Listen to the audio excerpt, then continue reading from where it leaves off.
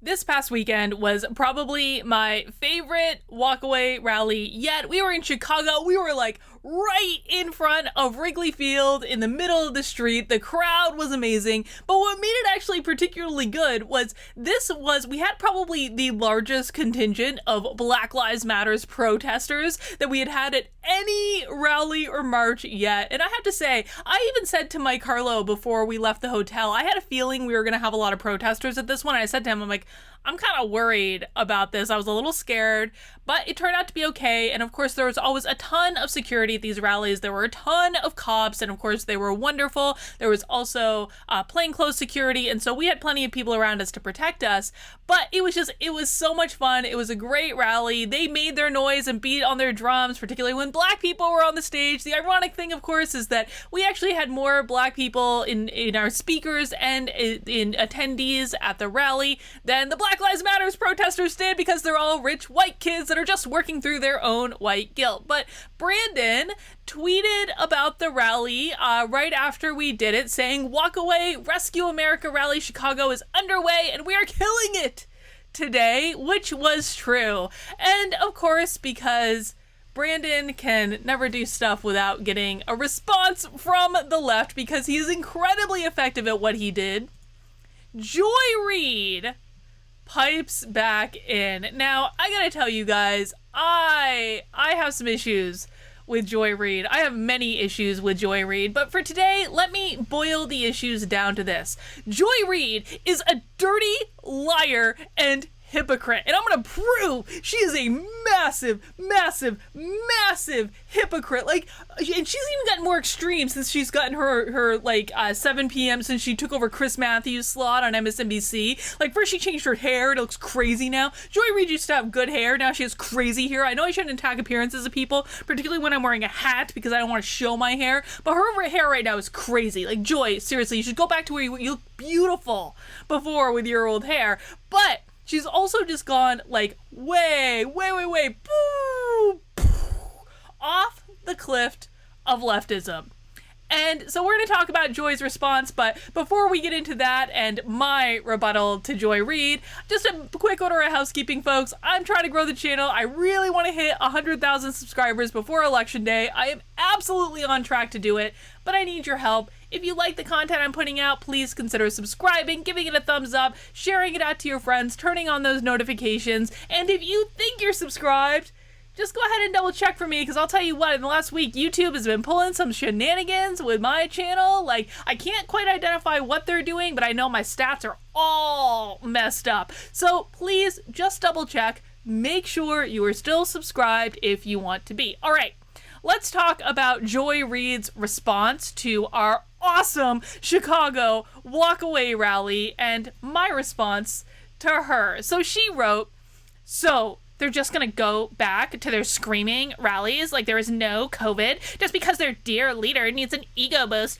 Then they'll be in supermarkets and at outdoor restaurants at Home Depot with you, putting your health at risk. That's danger to the suburbs." Let's never mind for a second that these are the same people that are mandating that we wear masks everywhere, so masks are the ultimate effing solution to this problem. So if masks really work, Joy, then why would it be a problem if we go to a rally? You can see people aren't really wearing some people are wearing masks. By the way, not all the Black Lives Matters people are wearing masks either. I do not wear a mask when I'm outside. I think it's stupid. But if masks really work, then if you're wearing a mask, you should really be all set, shouldn't you? But there's even better responses than that. That's just the first one I have. Brandon responds to her with this. "Hi, Joy and Reid. I'm the guy whose event you're criticizing here. Since I have your attention, I'm also the gay man who was anti-gay attacked over 24 hours ago by Black Lives Matter. See the link.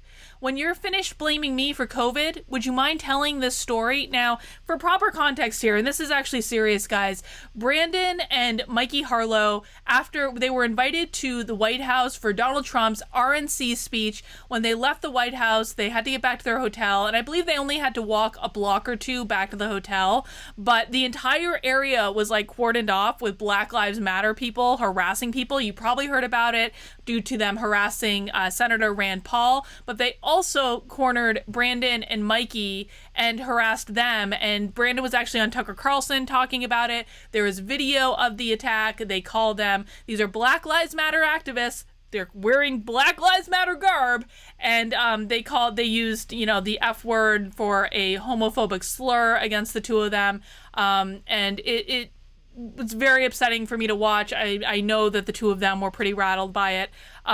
Brandon said that he had not experienced an attack like this for being gay in probably over 10 years. And the irony of it coming from the left, the two of them had just left the White House, invited and welcomed with open arms, and Mikey was even featured in the RNC as Glenn Beck called him, the skinny white kid with big holes in his ears.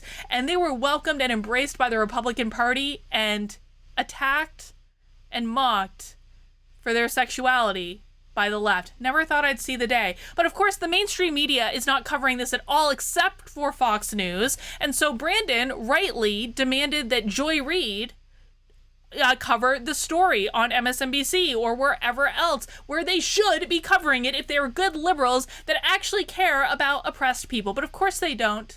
And of course they have yet to cover the story. But I actually have another response to this. And this comes from different comments that I got when I retweeted Brandon. Here's one.